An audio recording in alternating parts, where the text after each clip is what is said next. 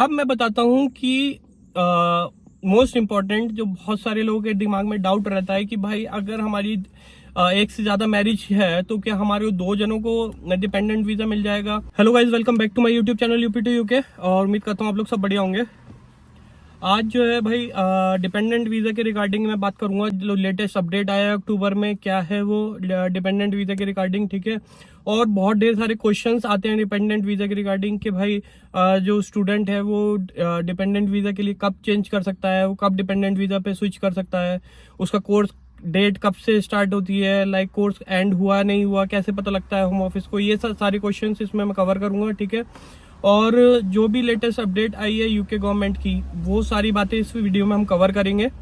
और कौन कौन डिपेंडेंट वीज़ा पे जा सकता है, कौन कौन नहीं जा सकता, वो भी इस वीडियो में कवर करूंगा मैं। और इस वीडियो में बताऊंगा कि अगर आपकी एक से ज़्यादा मैरिज है, लाइक आपकी दो वाइफ हैं या उससे ज़्यादा हैं, तो आप क्या उन दोनों के लिए डिपेंडेंट वीज़ा के लिए अप्लाई कर सकते हैं, या उन तीन है तो तीन के लिए अप्लाई कर सकते हैं, या सिर्फ एक के लिए अप्लाई कर सकते हैं। इस वीडियो में सारी बातें करेंगे हम। तो वीडियो बहुत ज़्यादा इन्फॉर्मेटिव होने वाली है, वीडियो को एंड तक जरूर देखिएगा।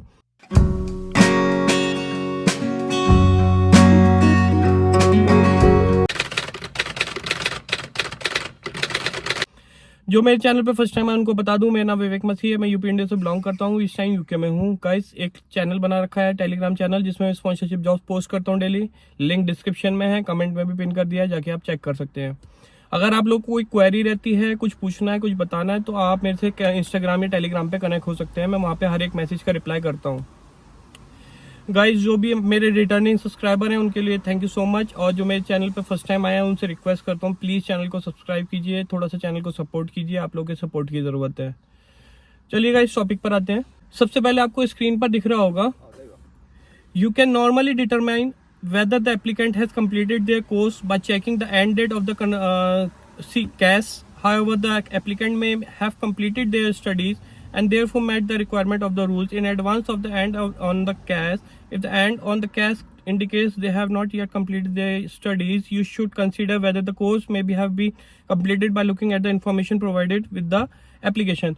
तो मेनली इन्होंने सीधा सीधा ये बोला है कि भाई कैश लेटर से पता लग जाएगा कि एंड डेट क्या है और आपकी कब आपका कोर्स एंड हो रहा है, ठीक है। और अगर उस केस में भी नहीं, लाइक आपका एंड डेट आ गई है, ठीक है, लेकिन आपका कोर्स कंप्लीट नहीं हुआ है, उस केस में क्या होगा, उस केस में आपको अगर आपको पहले अप्लाई करना है तो आपको ट्रांसक्रिप्ट वगैरह या फिर आपको यूनी से कुछ प्रूफ देना पड़ेगा कि आपका कोर्स कंप्लीट हो गया, लेकिन कैश डेट जो है वो अभी नहीं आई है। हमारी एंड डेट जो है कैश में वो नहीं आई है। उस केस में भी आप वीज़ा स्विच कर सकते हो। लेकिन अगर आपकी यूनी नहीं देती है कोई सपोर्टिंग डॉक्यूमेंट और आपका जो आपको पहले स्विच करना है वीज़ा, ठीक है, और आपकी जो कैश डेट है, जो एंड डेट है कैश में, एंड डेट जो है वो भी आपकी बाद में है, उस केस में होम ऑफिस एक्सेप्ट नहीं करता है। उनको प्रूफ चाहिए कि आपका जो है एंड डेट वो बाद की डली हुई है लेकिन आपका कोर्स कंप्लीट हो गया। लेकिन अगर मान लीजिए आपका कैश डेट एंड हो गई है, ठीक है, खत्म हो गई है, और लेकिन कोर्स है वो अभी खत्म नहीं हुआ है, तो उस केस में आपको कोर्स कंप्लीट करना पड़ेगा, उसके बाद ही होम ऑफिस जो है आपका वीज़ा स्विच करेगा। होम ऑफिस यूनी से भी कंफर्म कर लेता है, यूनी को कॉल करके या मेल करके उनसे कंफर्म करेगा आपका वीज़ा स्विच करने से पहले। तो मेक श्योर कि आपका कोर्स कंप्लीट हो जाना चाहिए, क्योंकि अब आपको पता है कि डिपेंडेंट वीज़ा पे नहीं जा सकते हो जब तक आपका कोर्स कंप्लीट नहीं होगा, ठीक है। ये बहुत बड़ा डाउट रहता है लोगों के दिमाग में। अब नंबर 2 में बात कर लेता हूँ, वो ये है कि कौन कौन डिपेंडेंट्स के लिए एलिजिबल है, ठीक है। तो वो देखें, आप इसको स्क्रीन में दिख रहा होगा, the following people are allowed to come to the UK as a dependent to join a person who has been granted permission in one of the routes listed in the above this guidance section or who will be applying at the same time. Number 1, spouses, ठीक है, spouses eligible हैं dependent visa के लिए। Civil partners जो होते हैं आप लोगों को पता है, ठीक है, partners who are not married और in a civil relationship but who have lived together in a relationship similar to a marriage or civil partnership for at least 2 years। तो ये भी एक चीज है कि अगर आप 2 साल का रिलेशन है आपके पास, आपने मैरिज नहीं करी है लेकिन आप 2 साल का रिलेशन अपना प्रूव कर सकते हो कि आप साथ में रहते हो, सब कुछ है ना, उसमें क्या क्या लगाना पड़ता है, चैट्स वगैरह हो गई, आपकी बैंक स्टेटमेंट हो गया और बहुत ढेर सारी चीजें हो गई, उसमें अगर आप ये सब प्रूफ दे सकते हो तो भी आप डिपेंडेंट वीजा के लिए अप्लाई कर सकते हो। ठीक है। उसके बाद dependent children under the age of 18 on the date of application, जो भी चिल्ड्रन 18 साल के अंदर हैं वो भी अप्लाई कर सकते हैं डिपेंडेंट वीजा के लिए। Dependent children over 18 who were last granted permission as a dependent child of their parents. तो 18 साल से ऊपर के बच्चे भी डिपेंडेंट वीजा के लिए अप्लाई कर सकते हैं, लेकिन कौन अप्लाई कर सकते हैं? जो अपना वीजा एक्सटेंड कर रहे हैं, ठीक है। नए बच्चे नहीं कर सकते जो 18 साल से ऊपर रह गए हैं, लेकिन जिनको अपना ऑलरेडी वीजा मिला हुआ था, डिपेंडेंट वीजा 18 साल से कम थे जब उन्होंने फर्स्ट टाइम अप्लाई किया था डिपेंडेंट वीजा के लिए, लेकिन अब वो 18 साल से ऊपर के हो गए हैं और अपना वीजा एक्सटेंड कर रहे हैं, दोबारा से अप्लाई कर रहे हैं, तो वो एलिजिबल हैं, तो उनको कोई टेंशन वाली बात नहीं है, ठीक है। अभी बहुत ढेर सारे रूमर्स चल रहे थे यूके में कि जो भी हेल्थ केयर वीजा पे आएगा उनको जो है अपना IHS फीस, हेल्थ सरचार्ज पे करना पड़ेगा। तो उसके रिगार्डिंग में मैं आपको अपडेट दे देता हूँ, ठीक है। मेरे पास भी 2-3 लोगों ने मैसेज करके पूछा था कि ऐसा है क्या भाई, तो मैं बता देता हूँ। इसमें लिखा है, for further information on the immigration health surcharge sometimes called the immigration health surcharge or IHS, please refer to the guidance of the immigration health charge. Those who applying as a dependent of a health and care visa applicant or holder are exempt from having to pay the immigration health charge and have lower application fees. तो आप समझो कि इसमें उन्होंने साफ मना कर दिया कि जो भी डिपेंडेंट्स के लिए अप्लाई कर रहे हैं, या चाहे जो मेन एप्लीकेंट है चाहे डिपेंडेंट है, उनको IHS फीस जमा करने की जरूरत नहीं है, वो एग्जेम्प्ट है उससे, ठीक है। अब मैं बताता हूँ कि कौन कौन डिपेंडेंट वीजा में स्विच नहीं कर सकता है, ठीक है। मैं इस वीडियो में बता रहा हूँ आपको कौन कौन डिपेंडेंट वीजा पे स्विच नहीं कर सकता। अगर वो ये वाली कैटेगरी का वीजा होल्ड करता होगा तो वो डिपेंडेंट वीजा पे स्विच नहीं कर सकता है, ठीक है। An applicant who is in the UK and applying to switch into the lead applicant's route as a dependent is unable to do so if they have or were last granted permission on any of the routes listed below. As a visitor, अगर आप visitor visa पे होंगे तो आप नहीं switch कर सकते हो। As a short term student के लिए हो, 6 महीने से कम कोर्स के लिए हो, तो भी आप स्विच नहीं कर सकते हो डिपेंडेंट वीजा पे, ठीक है।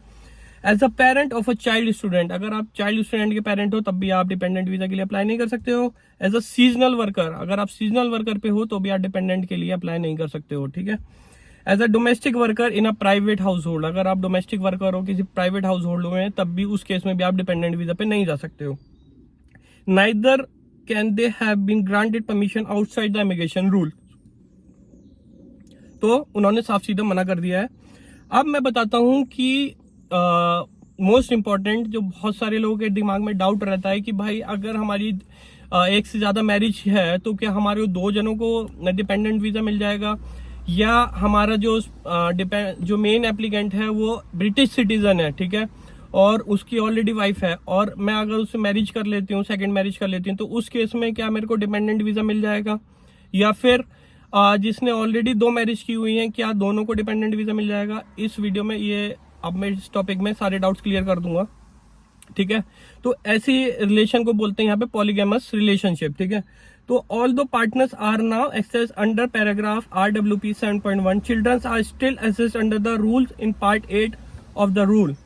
Application made by the dependent child should be refused if the child's parent is party to a polygamous marriage or civil partnership, and any application by that parent would be refused because that the relationship is polygamous and another person already holds permission as the spouse or civil partner of the lead applicant, regardless of whether the relationship has ended.